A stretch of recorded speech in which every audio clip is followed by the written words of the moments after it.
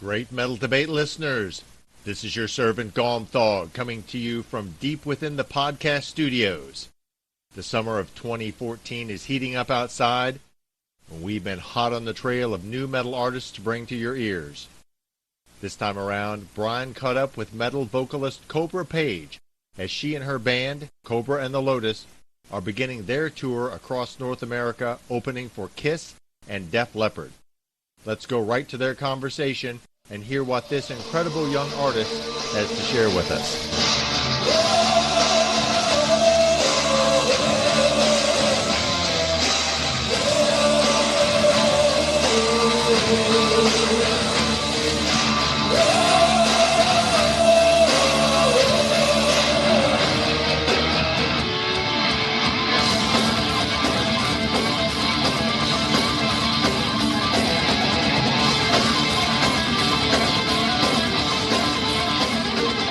All right, welcome Great Metal Debate fans to another incredible Great Metal Debate interview. Now this is Brian coming at you from the road today in Temple, Texas.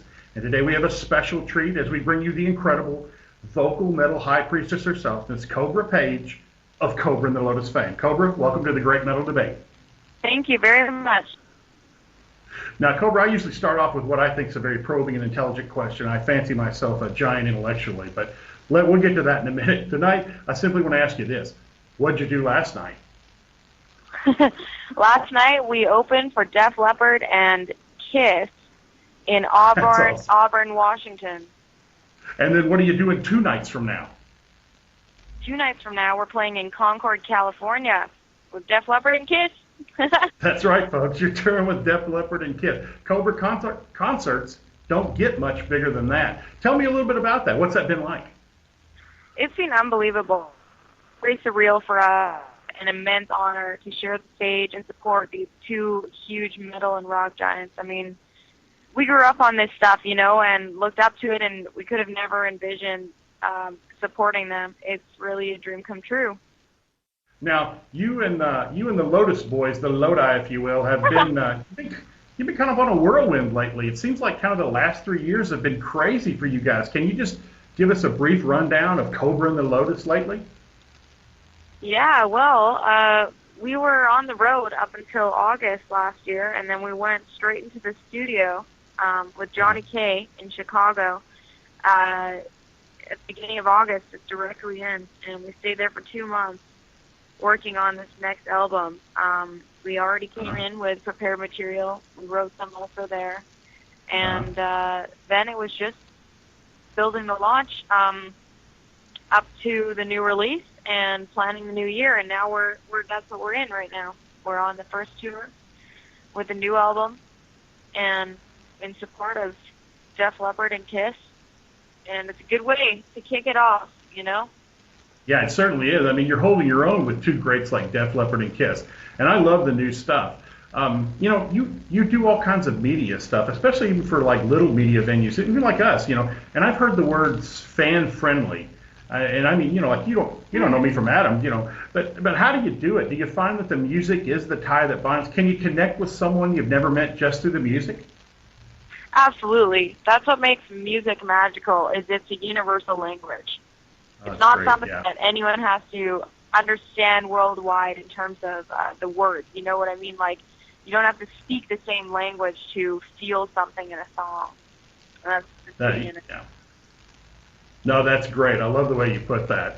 Let's concentrate a little more on Kobra here. Here's kind of my deep thought question I was talking about. Did you have a moment in your musical development? Because I had one. I love to ask all the musicians that I interview this question. Did you have a moment in your musical development when you heard a song or you went to a concert and you were like, that's it. This is what I want to listen to. This is what I want to create. This is what I want to sing for the rest of my life. Did you have a moment like that? Yeah, the moment for me was when I was 15 and I saw Judas Priest play. That was really the moment where I thought, oh, there's a place for me. And then it was up to me to figure out what my thing was and my pocket exactly was. But it was definitely Painkiller that turned me on. Oh, yeah. Man, you couldn't have a better moment than that, by the way. That's great. Now, that you said 15, and so I think people know this about you, but you're a classically trained musician. Was this after you were at the Royal Music Conservatory? Yes, this was afterward. Now, I know that obviously plays a little bit into your life. You know, how much does that play into the music that you write now? I mean, were you 11? You're sitting there thinking Forever One. You know, I am the Cobra. Was that, or was it, you know, much more gradual? You know, surprisingly, it plays a lot into our music because a lot of the melodies are so melodic, and classical music really is parallel to a lot of metal and writing in general. You know. Yeah. Yeah. I mean, all those composers came up with the first chord structures and the first transitions and building up tension and climaxes in music. It was all written way before any of this music came along. Yeah. So now I've heard. Speaking of writing, I've heard you say that writing is a collaborative effort. Do you play the guitar and the piano and come up with your own music there, and then you kind of get together and jam it with the guys? How does that work? Yeah, I write some music, and I use the guitar and the piano. I also use Guitar Pro to relay my riffs and stuff to the guys in an easier format, you know. And then I worked with several different guitar players. Yasho was the only one in this group that I collaborated with on the last album. That's currently in the group, but there are several guitar players actually on the album, though, like in terms of where the songs came from, you know. Some were just written by me, some were written involved. Like I co-write everything, you know. Yeah. But it's usually with a number of different musicians. That's great. I mean, that definitely churns the creative process. Mm-hmm. I actually read that Rick Emmett played a solo on, was it your first album where you did the cover song? He played a solo in Ace of Spades. He's one of my favorite guitar players. Love that guy. Yeah. All right, let's see. So, Cobra, one of our listeners, Elena E., she's from New York. She's one of your biggest fans. She saw you guys when you were through there last, and she talked about how great it was to meet you and how friendly you guys were. And she's definitely looking forward to seeing you again. And she wanted to ask you a question. Hi, Cobra. My question to you is, how did your voice change so drastically between the first and the second album that you released? Because it definitely became deeper and lower in the pitch. So how did you achieve that? Hey, Elena, thank you so much for the question. You know, there are two reasons. The first is that when I first had done Out of the Pit, it was my first venture into steering towards heavy metal music, and I was thinking that I needed to make a more aggressive sound for myself because I was a woman. Right. And that was not the right thing to do. You have to be authentic to yourself and the voice that you have, and I wasn't being true to myself. I was trying to create grit, which I don't naturally have in my voice, and that's why that album sounded so different, mainly. And once we toured that album, I was singing more to how you heard me on the last album, the way I actually sing, you know, when I am fully supporting my natural voice.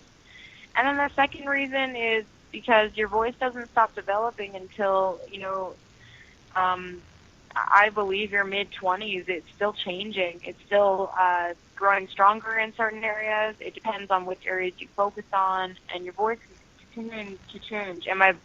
So, you know, from age like 19-ish when that was recorded to the current album, which is like, you know, I'm almost 26 now. That's a significant change in your body alone. Sure, yeah. So maturity-wise, in your vocal cords makes a big difference.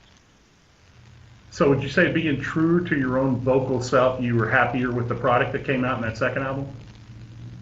Yeah, absolutely. I mean, I loved the first album when I was doing it. I loved playing it and writing it and everything. But then you grow, you know, you evolve. Right. Yeah. Well, that's cool. So let's stick with vocalists a little bit. There's so many different genres and styles of metal out there, and you've toured with many of them, from Priest to Stradivarius to Amaranthi, and to some folks, getting a song or a band in their proper category is important. Power metal, death metal, melodic death metal, but especially now the female vocalist in symphonic metal is blowing up. Is labeling your music important to you? And where do you see heavy metal heading in the years to come? And more particular, with you having gone through this vocal rebirth, if you will, What do you see for Kobra Paige's vocals in the future? Oh man, well, I'm just gonna keep writing the way we've been moving forward. Right. Somehow a new album happens. It always blows my mind. But because you never imagine how you're gonna get there before it happens. Right. But in terms of metal in the future, I don't think metal will ever go anywhere because it's a very loyal fan base. It's a culture Sure. that is worldwide, and the generations that are brought into it as they grow up. I mean, we've been seeing parents bringing their kids to these shows, and and also we've seen young teenagers. We see like every age group coming, and that's just how metal seems to be. It's very cool.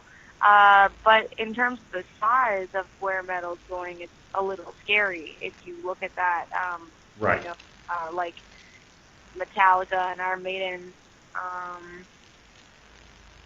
They're arena bands, and Definitely. I don't know. I don't want to think about what's really going to happen in terms of metal or the newer generations coming up. How that is going to, how those shoes are going to be filled. I don't know. But metal will always have a certain level of success and support that I don't think will go anywhere. Right. That's a great answer. That's an interesting answer for sure. All right. Let me just stop. Okay, now. So let me ask you this. So in a traditionally kind of male-dominated arena, what's been your experience as a powerful female singer? Oh, I've had mainly great experiences, and I guess sometimes it's a little bit of a challenge because there are skeptical people, and so the fact some people just don't enjoy female voices, and Right. that's not even anything to do with the sex in particular. It's just to do with the fact that we sound different. Gotcha. And so there are challenges, but there's also there's a fun aspect to it because by being female, you're already a little different, just because you're a girl. Right. So, Right. yeah, I guess that's the cool part of it. But yeah, but otherwise, I don't know. It's been an organic process. I think like any other band, and it's been great. Yeah. I mean, you certainly are holding your own. I mean, you're with, Elliott and Simmons and Stanley on the European Metal All-Star Tours. You had Sean Peck and Belladonna. Udo was even there. So what was that like, kind of being with all that history and sort of vintage metal and just, I guess, testosterone, I mean, what was it like being on that tour? Oh man, that was wild. It was really cool. It was cool because I got to see what those people were also like, and all the people that were on the tour were so humble and so obsessed with the craft still, like really living for it, and it was really amazing. And like that tour was all over the map, and they were just rolling with it, and it was a big honor to be the only woman that was invited on there. That was kind of crazy, Hey, it was crazy good. I saw a lot of the video footage from that. That's excellent. Thank you so much. Yeah, I mean, you really held your own. I was impressed. Well, thank you very much. It was worth. sure a hell of a lot of fun. That's for sure. Well, I know you're often worried about what Brian thinks, but I was impressed. So there we go. All right, so tell us about the new album, High Priestess. What do you like about it? What's new about it? What did you explore? You have the new video, Soldier Out, sort of the tribute. Tell us a little bit about it.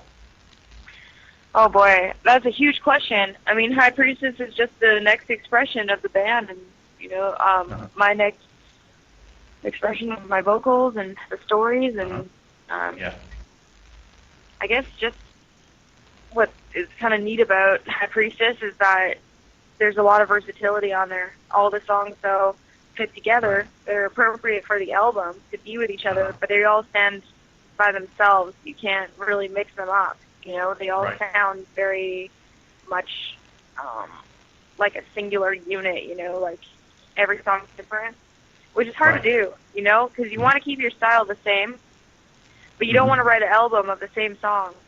So it's tough, but yeah, I think that's one of my favorite things about this album is the versatility and also the layers of dynamics.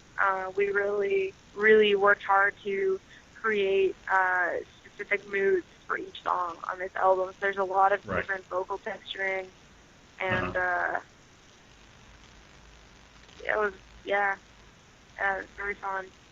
Well, it's certainly very epic. I think you've hit upon a big thing for musicians in general. You know, how do you remain loyal to your fans who loved a particular style and yet, you know, grow as an artist? You know, do you struggle with that? You know, I don't know. We've been very blessed because we didn't really put ourselves in a particular box to start with. So I think like a lot of people don't know what specifically is going to happen because they know we have a traditional metal vein, but we kind of go in a few different directions, like since the beginning. Like the last album had a lot of different elements, and so this album, you know, was just a bigger expression of that and emphasis on all of those. And I think that we kind of, I don't even know what I would say our sound is. It's just Kobra and the Lotus, you know? Yeah. Oh, exactly. I mean, well, it's certainly an epic amount of music and an epic diversity. You really appreciate the new stuff that you guys have come out with here. Now, Kobra, I like to do this little thing called the lightning round. That's where I'm just going to ask you some questions real quick. You just give me 1 or 2 word answers or 1 or 2 sentence answers. You down for that? Oh, boy, okay. I hope I'm good at this. All right. Well, there's no penalty. There won't be anybody coming around. All right. So who's your favorite metal vocalist? Matt Barlow. Matt Barlow. Oh, that's a great choice. What's one of your non-musical hobbies? Sing. What's that? Kickboxing. Oh, my goodness. Well, I guess that comes in handy. Now, do you believe that Bigfoot is real? Why not? Why not? Yeah. Okay, would you say you're more of a cut-up or a serious about life girl? Serious. I'm intense. Oh, okay, that's good. And if the people don't like it, you just kickbox them. That's good. So, how do you get up for a show on days when you're down? Pardon? How do you get up for a show on days when you're down? Oh, I just remember that we have to show up for the people, and they don't deserve anything less than a great show. So no matter what, you just got to put that aside somehow. Yeah, that's probably why you're fan favorite. Now, favorite song to sing?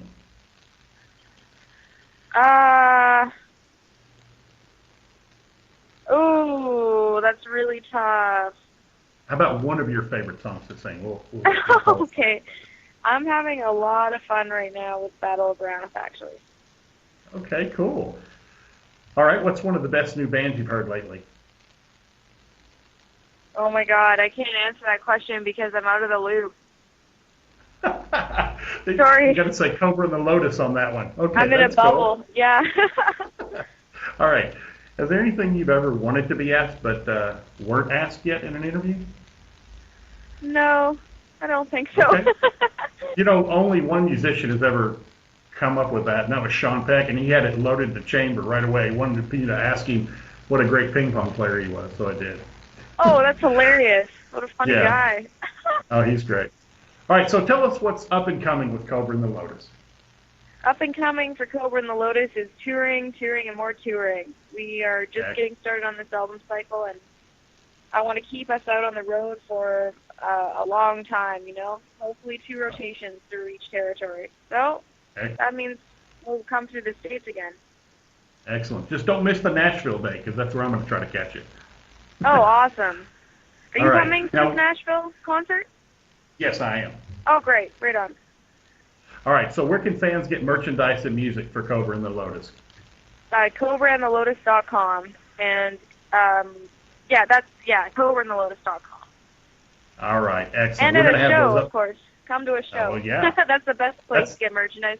We'll sell it to you ourselves. Yeah. Absolutely. Yeah, I'm going to be looking for the merch table, definitely, when I get there. Awesome. All right, so we'll have those up on our Facebook page. Listen, thanks to Kobra Paige and Kobra and the Lotus, and thank you, listeners. And with that, I think we're out, Kobra. Thanks again. Thank you so much. Brian, that was one hell of an interview. I am so impressed by Kobra Paige. Yeah, isn't it, though? I mean, she's an intense lady. I think that comes out. I think her passion for her music comes out in that interview. I loved a lot of what she had to say. And you can tell why Elena was so high on her as being fan-friendly. That really comes across, that she's engaged with the fans. She talks like a fan. Maybe one of the most impressive things to me, Brian, was her response to your question about what's going on new in music. And she admitted, hey, I've been a little bit out of the scene. I don't even want to comment on that. That's really what a fan, I think, would say. That surprised me that she answered that way. It also totally makes sense. I mean, she's wrapped up in Kobra and the Lotus right now. Everything she has is devoted to this band, and I think that comes out. And I loved her answer for a little question I stuck in there, just, does music, is it the tie that binds? I loved her answer for that. She said, yeah, definitely. That's how we can relate to someone that we've never met, and it's through the music, and I think she displays that attitude in all of her actions. Absolutely. I was maybe not the biggest fan of that band before this interview, but she won me over. I'll admit it. She really did. Yeah, I knew she'd get you with the painkiller reminiscing there. I knew that was a point for her. And citing Matt Barlow as a vocal influence. Yeah, I mean, that was another surprise, except it's also to be expected for someone who is a true vocal aficionado to know that he is such a great vocalist. Oh, absolutely. Yeah. And then, one of the things that I loved about the interview, I want to make sure and point this out, was her answer to Elena's question. I love the fact that she said, when I was true to myself, that's when I got better. That's when I got better results. I love that she was honest about that. Oh, she was very honest in the interview. I mean, she wasn't trying to spin you at any point. She really, and again, I think this speaks to her passion as an artist, communicating with fans. Right. She genuinely wanted you as a fan to understand where she was coming from. Yeah, I mean, and I like my interviews. I like to talk to the artist when we talk, and we can talk about the album, but I really like to talk about the development as an artist, and I think that she was a great interview for that particular side of the way I like to speak to the folks that we interview. And so, kudos to Kobra, and kudos to Kobra and the Lotus. And so, my verdict on Kobra Paige is that she's a great artist. She is, was a great interview, and I really like the band, growing to appreciate them more and more. And it was just a good experience for me. I felt like I got to know Kobra Paige through that interview. And you created a potential fan in me, someone who didn't really know them. I'm going to be checking them out now. All right. So, first of all, thanks to Elena, and thanks to Miss Kobra Paige. And thank you to everyone who's taken the time to listen to the Great Metal Debate podcast. We'll be back again with more interviews with even more exciting metal artists.